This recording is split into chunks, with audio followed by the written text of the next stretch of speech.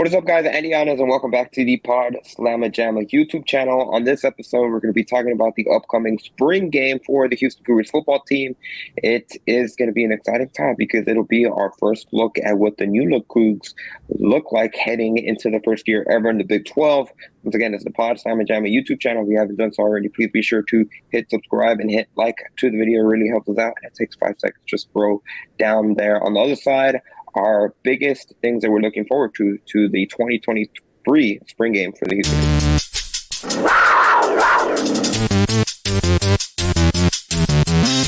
Yeah, high standards, high goals, and we know what it takes to get there. I want to be unguardable, if I'm honest. Coaches coach, players play. And that's a great place to be in your life. We could care less what other people think.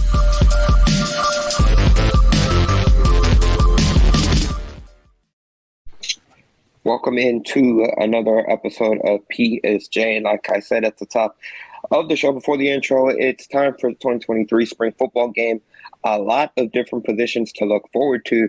And let's get right into it. What are you going to be looking forward to the most when it comes to this upcoming spring game for the Houston Cougars football team?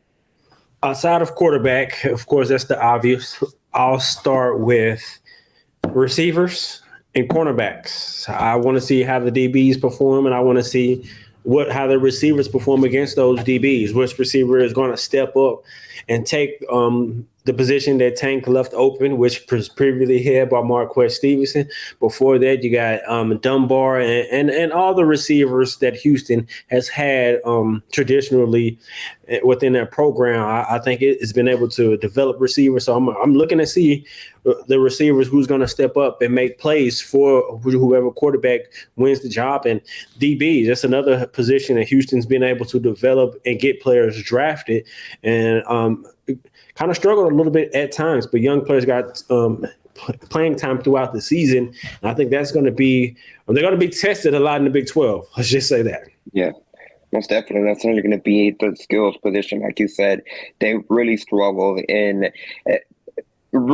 situations, in game clinching situations and fourth quarter drives when they needed to get a stop. And there would be situations where they would get them on opposing teams on third and long, fourth and long situations to be able to clinch games, and they really struggled to be able to just make the big play to close those situations out. So that's definitely going to be a position group that's going to be something to keep an eye on and see how they've improved. And like you said, in a conference that they're going to be tested week in and week out. Now, I think when you look at the other position, again, besides the quarterback position, it's pretty the big thing from a fan perspective. You got to look at the lines, both offense and defense. And I know from offensive line, it's always, we talked about it during our episodes earlier in the week about quarterbacks and running backs, about how really they're going to add an extra layer to the offense. Both battle in the trenches are going to be key to the success of all those players from the skill positions and the quarterback as well. But even on the defensive line, it's kind of an underrated aspect of how many players that they're going to be losing when it comes to that defensive line. When you think of guys like Derek Parrish, when you think of DeAnthony Jones, and even Donovan Mutin, I know he wasn't on the line, but he was another key piece to that defense. It's going to be interesting to see how Doug Belk and the staff are able to kind of reorganize that side of the ball. Again, you mentioned the defensive backs group, but just overall the defense as a whole is going to be something to keep an eye on, where, again, similar just like the DB group, they had their struggles during the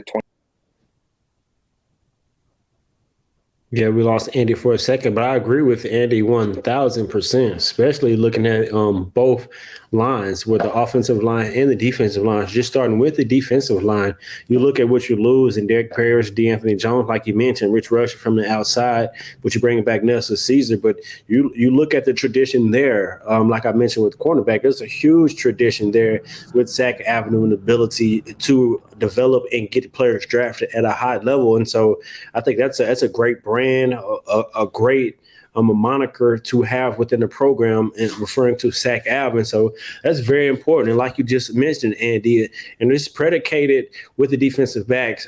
with the D line, because if you can get pressure and not allow quarterbacks to sit back, your DBs don't have to cover as long. And also, if you want your quarterbacks to be successful or your running backs, you have to be able to block up front and create lanes. So, I mean, you hit the nail on the head with both sides of the ball. And offensive line, they have a lot of experience up front. And so I think they should be the position group that should lead this offense, in my opinion. But the defensive line, definitely going to have my eyes there. Who's going to step up? Who's going to make a name for themselves and really, really stand out? Absolutely, most definitely. And even on the offensive line, the losses that they've seen throughout the course of the offseason and that position group is certainly going to be something to keep an eye on. I don't think this is a position where, if we're looking at it from another position that maybe you're not necessarily worried about, but you, again, like you alluded to, they're going to be missing Tank Dell, which, again, he kind of took the torch from Marquez Stevenson. We all feel like Matt Golden could be that next great receiver in line to kind of carry the tradition of success at that position for the Houston Cougars. And that's going to be something to keep an eye on as well, just overall the players that are able to play make at that position. We have really, that was a position that had a lot of depth coming into last season, suffered a lot of injuries. It was uncanny how many injuries that position group had during stretches of the game. But obviously that's going to be one of the most flashy positions that fans are going to be looking forward to. And I think it's going to be one of their most deepest positions, like you said. Talk about depth. You look at what Golden, Brown, and Manjack, 3 players who at some point in the season last year produced. Then you bring in all the underclassmen, the freshmen, a really good freshman class coming in with Banks. And what's the other receiver? I think it's Hurd. He has a big time recruit. I can't remember. He has a longer last name. His name slips me right now. I don't know why, but they have talent coming in at receiver. And so, and one thing Holverson does, he rotates those receivers. And so that's another position in that, although they're young, who's going to step up and he's going to be the big time player, the number one receiver. Like Alton said, just mentioned, hey, I'm leading this group led by me. Who's going to be that guy receiver? I expect it to be Matthew Golden. I think he played primarily a lot on the outside last year, but I think he has that ability to play inside and be able to win, get him in one-on-one matchups, whether with a slot corner or a linebacker, and let him work inside the middle of the field, as well as he already showed last year that he can work the numbers on the outside as well. So I think Matthew Golden is primed to step into this slot. But Sam Brown, he had a tremendous season last year. I expect him to take off will build on what he did last year and be another threat on the outside, who's someone who you will have to keep a safety help over the top. So I think those two are probably, in my opinion, the top 2 receivers coming into this season. We mentioned new receivers are coming in, Jacoby Banks, Joshua Cobbs. Those are 2 big names a lot of fans have. And transfers. I'm sorry, go ahead. I said, and transfers. Forgot we got transfers coming in as well. No, most definitely. That has always been able to find sustained success, which has been one of the key reasons why that position group has been so successful over the course of the last few seasons. Now, of course, we touched on it earlier in the week. Quarterback position, this will really be the first real anything that we have when we get to see Donovan Smith and Lucas Coley be in live game situations. I know Lucas Coley had playing time during the course of the 2022 season. We didn't really get to see him do much. I don't think he completed a pass during the season. And I think, if I remember correctly, he might have just thrown like 1 or 2. Mostly he was just in there to hand the ball off. So I think that's going to be, of course, that's the top number one that everyone's going to be watching on. How do those 2 quarterbacks look, and who, if either of them can gain some separation from, at least from a fan standpoint, because it's really going to be the first time that anyone really gets a look at either in a Houston uniform. Most definitely. And I want to see how Lucas Coley looks throwing the football, the type of throws he make, because I've seen Donovan Smith. I know he can make all the throws. It's just about, like he mentioned in our other segment, in regards to cleaning up his footwork and being precise and accurate with his throws and not turning it over. But I want to see Lucas Coley, how he can throw the football, his timing, his accuracy. I feel confident that he can make plays with his legs, but I haven't seen it, so I want to see it to be able to really have an opinion on what he can do.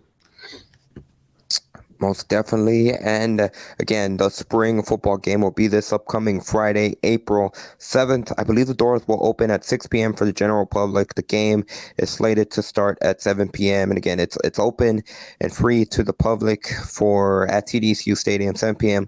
on Friday. So it'll be a good opportunity to be able to get a first look at the 2023 Houston Cougars football team that will be playing their first inaugural year in the Big 12. That's pretty much going to do it for today's episode. Dan, I'll toss it over to you for any final closing thoughts and anything else you'd like to add in general. Just want to see the spring game, see them come out and at least compete, hopefully, and pray for no injuries throughout this entire spring, and hopefully let the best man win as far as the quarterback job. For sure. So like I said, that's going to do it for today's episode. If you haven't done so already, please be sure to hit the subscribe button. Again, not to hammer on the point, we're on the road to 1,000 subs, and we're trying to get to that 1,000 subscriber milestone that really started last September when the 2022 football season started. So we're so close. We're trying to get over the finish line in regards to that. Like I said, it really helps us out, and it only takes 5 seconds. So if you haven't done so already, please be sure to do it. As always, thank you guys for tuning into Pawd Slama Jama and allowing us to be a part of your rotation, whether it comes to podcast and anything like that. As always, Dayon, you get the final word. Go Cougs, baby.